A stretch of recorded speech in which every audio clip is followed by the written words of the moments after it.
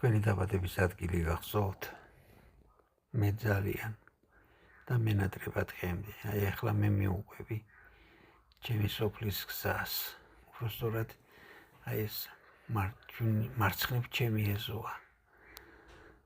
აი ეს ხობე უბრალოდ ეს ჩემი ყოფილი ეზოა. ახლა ეგ სხვა ადამიანები ცხოვრობენ და აი მე უახლოვდი სახლს. ეს არის ქუხნა სახლი, რომელიც წინაპრებისგან გადმოგვეცა და რომელშიც მგონი მამა ჩემი გაიზარდა.